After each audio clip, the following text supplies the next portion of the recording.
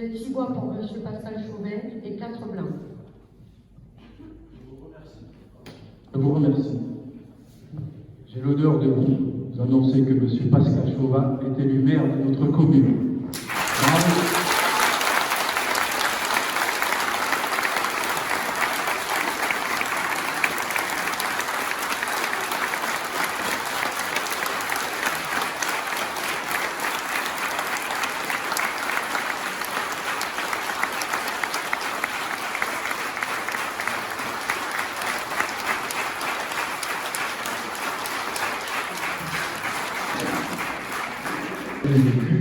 Mesdames et messieurs, chers amis, je tiens tout d'abord à remercier tous les électeurs qui nous ont fait confiance et leur dire à quel point je suis fier ce jour d'avoir été élu premier magistrat de notre commune et de la confiance qu'ils m'ont ainsi témoignée. Cette écharpe tricolore, signe distinctif porté par tous les maires de France, représente notre attachement à notre République et à ses valeurs fondatrices.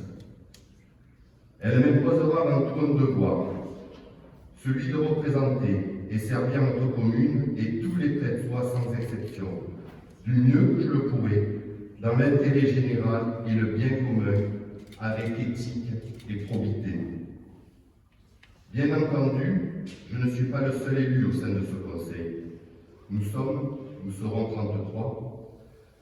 25 d'entre nous constituent la majorité municipale et 8 d'entre nous représenteront soit les oppositions, soit les minorités, suivant le sens qu'ils décideront de donner à leur propre action en leur qualité de conseillers municipaux. Sachez-le, je serai un maire constructif et bienveillant à l'égard de chacun d'entre vous, car l'intérêt qui primera avant tout durant les 6 années à venir sera celui de Tresse uniquement. Aussi, vous aurez toute mon écoute et mon attention. Il est aisé de dire et autre chose de faire, me rétorquerez-vous.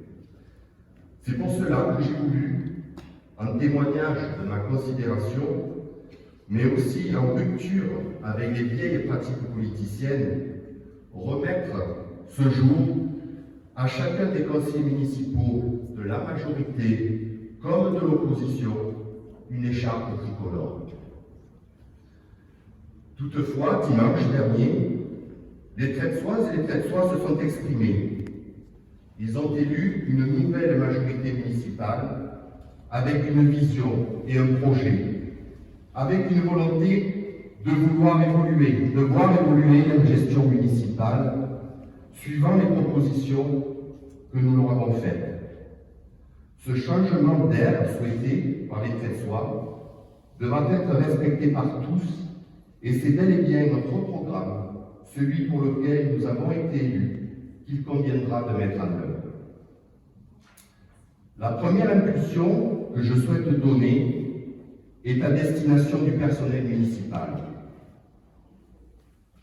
Le mandat de conseiller municipal d'opposition que j'ai vécu pendant les 6 dernières années m'a permis d'observer un fonctionnement chaotique de notre administration municipale, en raison d'un management irrationnel, inéquitable, tendancieux, voire pervers. Il en est ressorti un nombre impressionnant de recours sur des décisions du précédent maire, à l'encontre de certains agents, des départs de bon nombre de cadres et des déclarations de maladies importantes. Tout ceci est terminé.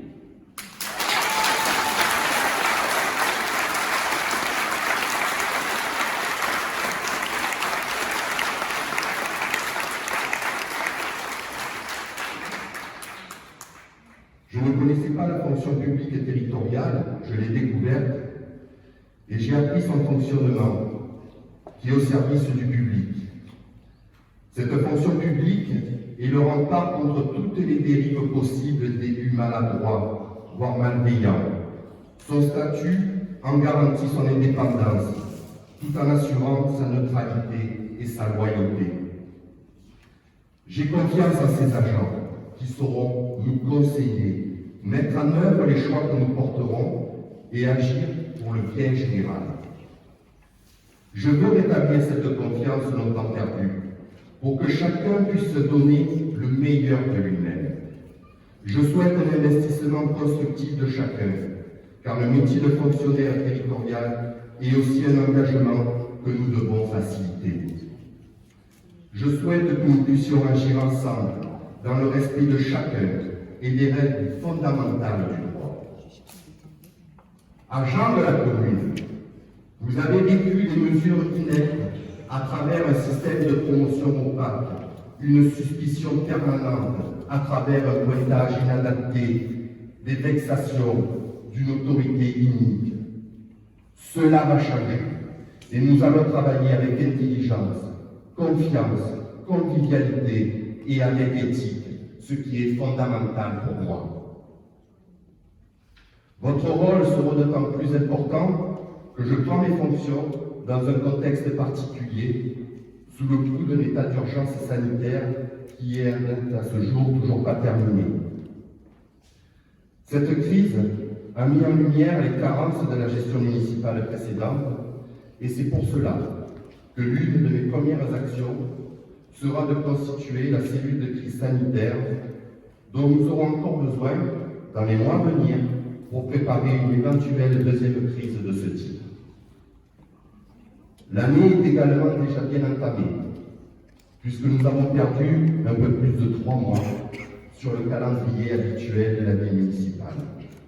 Et nous allons devoir plancher sur les prochaines échéances urgentes. Il s'agit d'abord du vote du budget, puis de la prise en main de tous les dossiers en cours, d'un audit à réaliser par notre nouvelle équipe municipale, et surtout la préparation de la rentrée de septembre prochain. En effet, je tiens à ce que les parents d'élèves, les enfants, les enseignants et le personnel municipal puissent se sentir en sécurité et confiants quant à la rentrée qui devra se réaliser sans aucun accroc. C'est pourquoi je réunirai très rapidement tous les interlocuteurs concernés avec pour objectif d'opérer une rentrée scolaire sereine. Je pense aussi à toutes les associations textoises qui devront reprendre leur activité dans les meilleures conditions et auprès d'une oreille attentive de la part de la municipalité. Enfin, l'État ne devrait malheureusement pas nous permettre de passer un été festif cette année en raison du respect des règles sanitaires. Je ne sais pas si un assouplissement de ces règles viendra rapidement. Toutefois, si tel était le cas, je souhaite que nous puissions nous y préparer afin d'arriver à organiser une festivité le plus rapidement possible et retrouver la joie de vivre au sein de notre ville. Pour finir, une dernière incertitude pèsera sur notre début de mandat. C'est celle des équilibres politiques qui sont en train d'être remaniés à la métropole. Demain, nous saurons qui dirigeons à Marseille.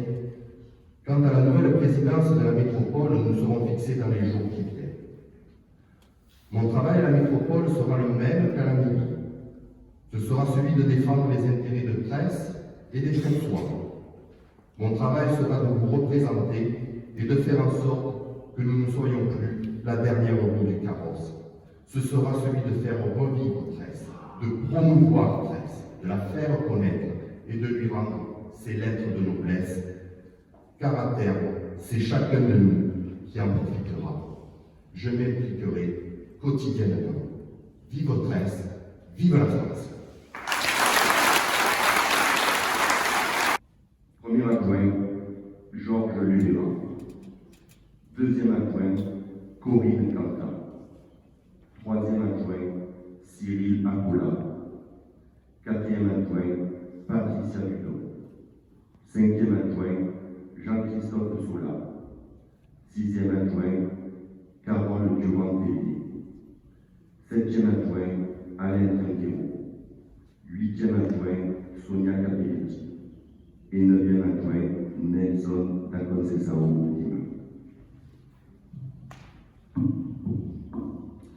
Nous allons donc procéder au vote bulletin secret.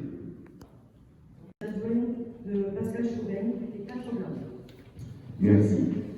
Les candidats sont donc proclamés élus.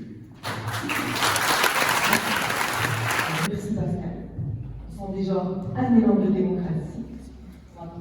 Bravo à toi, bravo à toute l'équipe. Vous nous invitez à plus d'apaisement et de sérénité dans notre vie. Ça va vraiment faire du bien.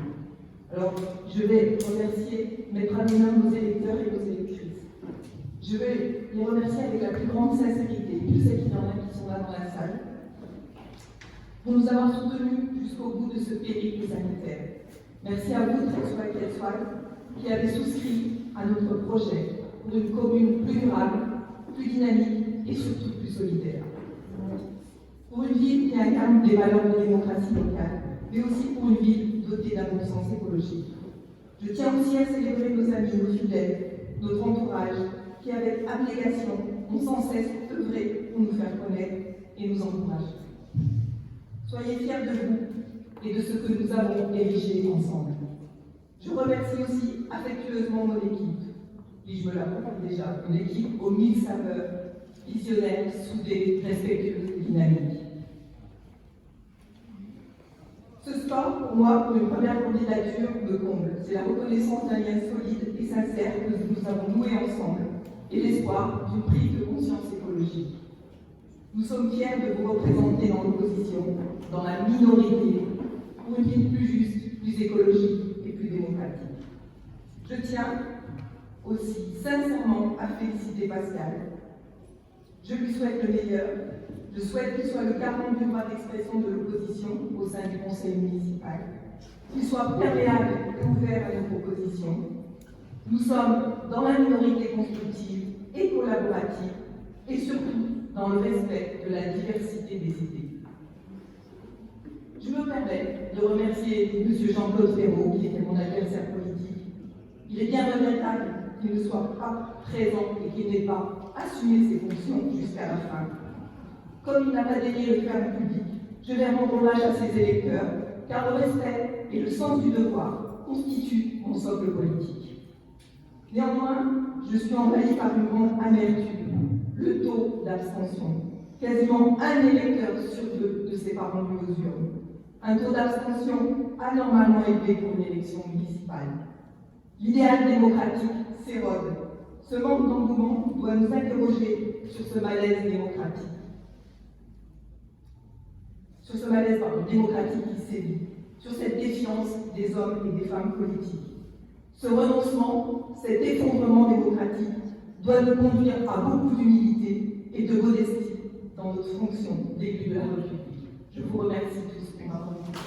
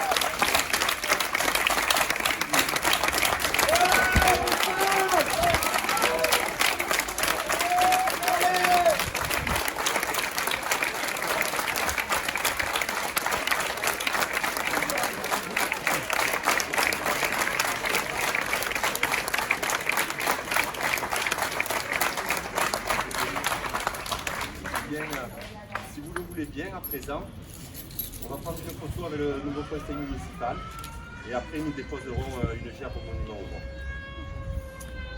Voilà, venez me rejoindre. Venez me rejoindre.